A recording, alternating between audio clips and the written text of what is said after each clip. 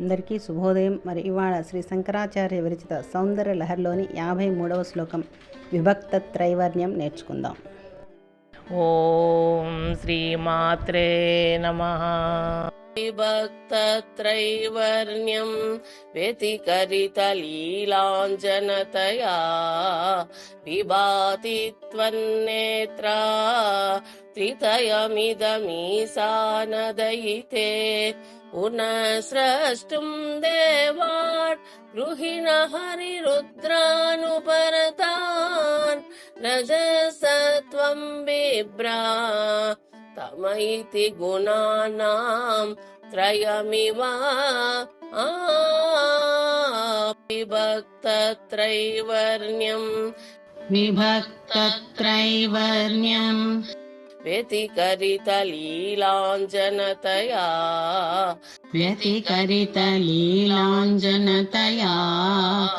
విభాతి త్వన్నేత్రా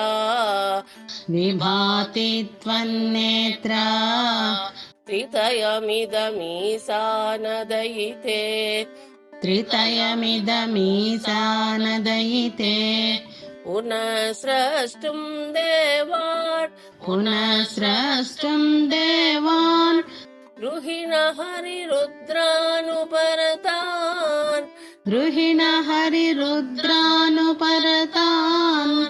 రజసత్వం బిభ్రా తమైతి గుణానాం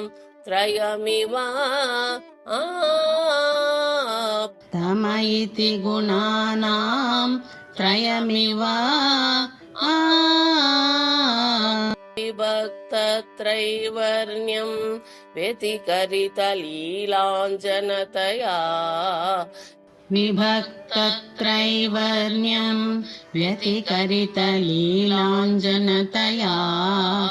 విభాతి త్వన్నేత్రా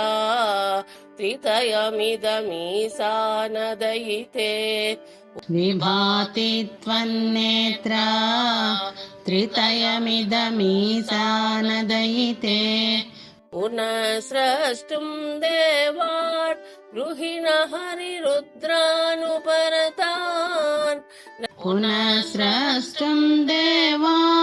గృహిణ హరిరుద్రానుపరతాన్ రజసత్వం బిభ్రా తమైతి గుణానాం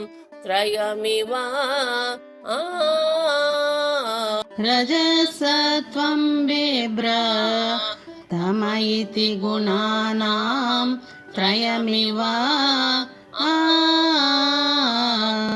విభక్త త్రైవర్ణ్యం వ్యతికరిత లీలాంజనతయా విభాతి త్వన్నేత్రా త్రితయమిదమీశానదయితే పునఃస్రష్టుం దేవాన్ గృహిణ హరిరుద్రానుపరతాన్ రజసత్వం బిభ్రా తమైతి గుణానాం త్రయమివ.